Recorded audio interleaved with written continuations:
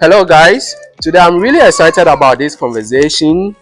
I'm sitting with an amazing young lady who is quietly breaking barriers in a space that is largely dominated by men, that is aviation. She was born in Agona Swedru in the central region of Ghana, come from a humble background, migrated to US 6 years ago. Despite cultural shocks and challenges, she excelled academically, winning a lot of awards and scholarship, including June S. Anderson Foundation Scholarship. Hello, Esther. Hello, I hope Colin. you are doing fine. Yes, I'm good. How are you? I'm also fine. If somebody is watching you for the first time, who is Esther? Esther is a young, determined young lady from Agona Swedru. I was born and raised here.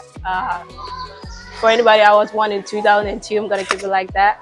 And then during my years, I went to school from crèche to JHS3. I went to the same school. I went to Assemblies of God. Oh, okay. And then after that, I went to Swedru Senior High School. So I'm basically a Swedru girl. A Swedru girl. Wait, Agona Swedru girl. But you said you went to Swedru Secondary School. Did you finish before you migrated to US? No, I was in my second year when my dad did my papers and stuff, and then I went to the United States. Oh, okay. I just want you to tell us about your journey from Sweden to US, because somebody who having travel and all of a sudden that opportunity came. What was the journey like? You from moving from Ghana to US. What was the journey like? Because I'm talking about in terms of the change, that new environment. What was the journey like? The journey was definitely exciting for the most part because I was like 16 when I traveled. So I was very excited because you know how when you're in Ghana and you hear about you're about to travel to the United States or anywhere outside Ghana, you are very excited about it. So I was very excited for this opportunity. And then when I went there, unfortunately, there was a lot of cultural shocks. I mean, Ghana and United States is like two separate things. So there were a lot of things that I had to adapt. There were a lot of things that I had to, unlearn and learn. That is great. There was, I mean, it was exciting, but there was a lot of things I also had to work on to really fit into the whole new space that I found myself in. So I would say it was exciting, but it was also tough at the same time. I get you right. Apart from all these challenges, was it at a point that you felt like, okay, giving up, or doubting yourself, like, okay, this kind of environment, how I'm finding myself in, I regretted coming, or like, okay, whatever I'm going to start over here is not going to be achievable? I mean, there are moments of doubt here and there, but in all of it, I knew there was an end goal that I wanted to, I was pushing for. So in everything that I was doing, whether school, because when you go there, the accent, I mean, now it's okay, but when I first went there, it was really hard. English classes asking you to read, and then they're like, we can't hear you. And I'm like, girl, I'm trying. But there were a lot of things, I mean, a lot of hurdles that I was able to jump over, and all of it is because I knew what my background is, and I knew that no matter what, this is not just about me. This is gonna go way beyond me, and there are a lot of people that are gonna benefit from what I do. As a young the lady, achievement that I'm gonna achieve as a young lady. Yes. You study aviation, and this is a space that is quite dominated by men. I don't see a lot of young ladies or even like ladies in that kind of space. What motivated you? So even before that, before I went to the United States, I was very into, everybody knows that Esther wanted to become a pilot. That's what I always say when like, okay, what do you want to become when you grow up? I always want to say I wanted to become a pilot.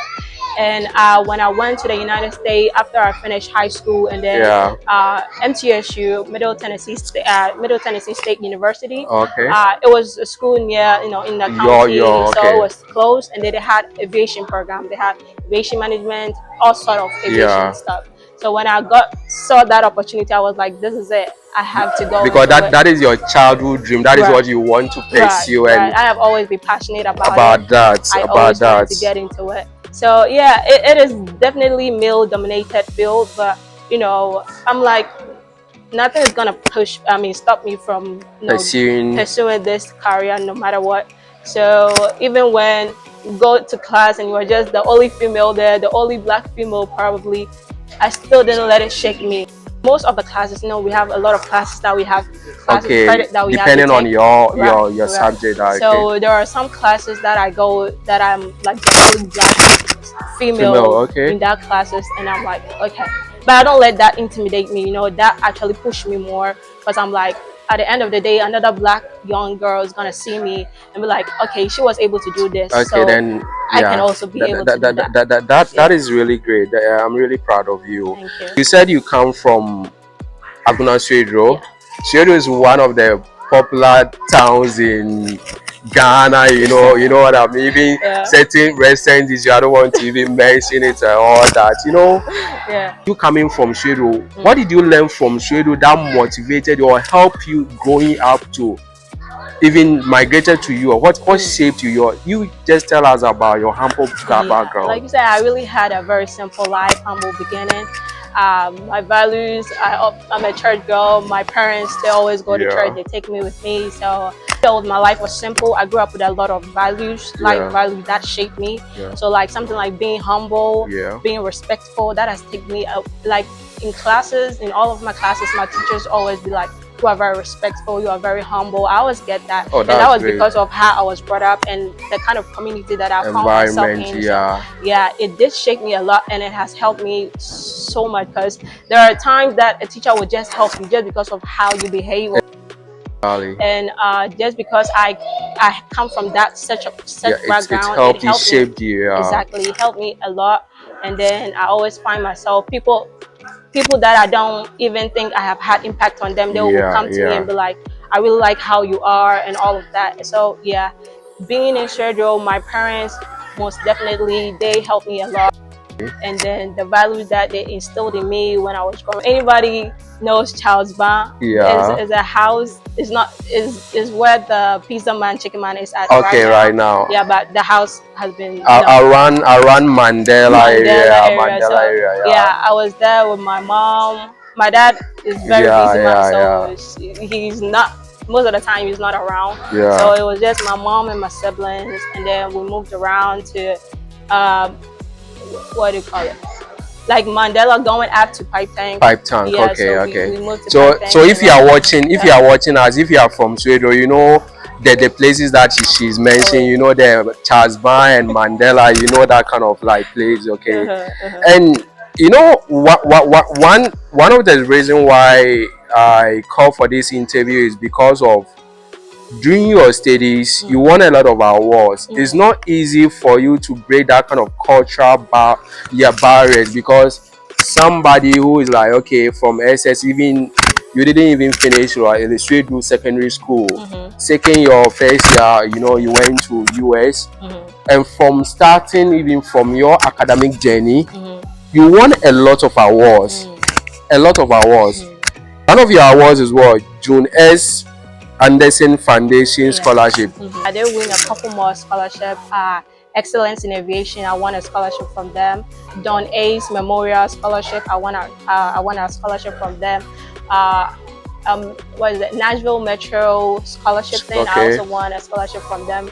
There are a lot more scholarships that came along that I applied to, and then it's just being authentic. I've always been authentic in my essays or how I put myself out there. So if whatever that I need to showcase, I make sure that I'm doing such. So I've won a couple. Most of the awards were just to help me further my education, because aviation, especially being a pilot, is one of the expensive careers to get into. So having such scholarship that helps you along the way, it helped me a lot. So those were just to help with school financially. That is really great. And we had a conversation before.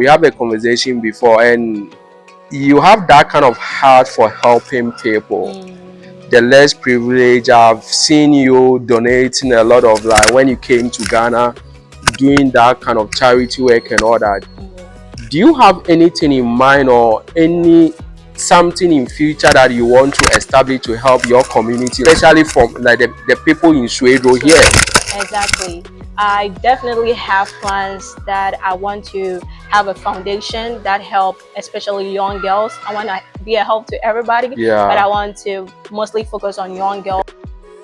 Give them that mentorship and then give them that encouragement that they need, because most of the time it's not because they don't want to do it, it's because they don't have the knowledge about Yeah, it, right? if I may cut you, a lot of people know me in Sweden because they know me as like a one tech guy, cool college who come from Sweden. What I've realized in Sweden is there is no environment that mentors the youth that are coming from Sweden after uni. I've been in Accra for like almost like 10 years, but migrating to Accra have shaped me, my mind, meeting a lot of people. I've been able to get like opportunities to be in a lot of incubation. I see what you want to do as like a step in that direction, a good one. Yeah. So I agree with you perfectly on that, because a lot of people, they don't know where to go in Swedru. Exactly. So they don't know where to go. So that is really great. So you mean you are going to start that kind of foundation here in Swedru? Exactly. Yes. Do you have any name that you are planning giving it any name or what? Right now, I probably don't have a name for it,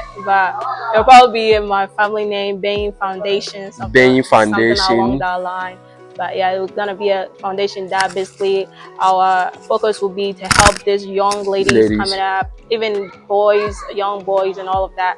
Help them, give them that knowledge, give them that mentorship that they need to be like, okay, I'm not limited by where I come from. Exactly, I can look above and I can go beyond where I am. I'm at the moment, and I can achieve more, greater, and better things when I set my eyes on those. I get you. That is really great. So if somebody is watching you, what advice are you going to give to them, or even especially the young ladies out there? Just look into the camera, tell the young ladies out there, give them a little advice. So to all the young ladies out there, I want to say, dream big. Don't let where you find yourself at the moment limit you or in any way. Like be respectful, be humble, because one thing I'll tell you, humility will take you very far. So if it's education that you have to get yourself into, get into it. Don't let anything limit you. Just see that you have a bigger potential in you to become whoever you want to be. So don't let whatever circumstances you find yourself in limit you for whatever that you want to do. Dream big.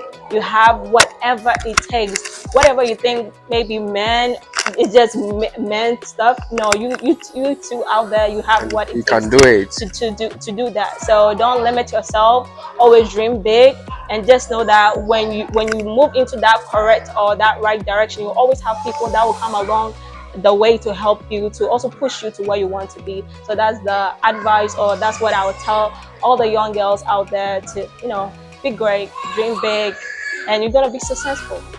Yeah, I really appreciate your time being on this show.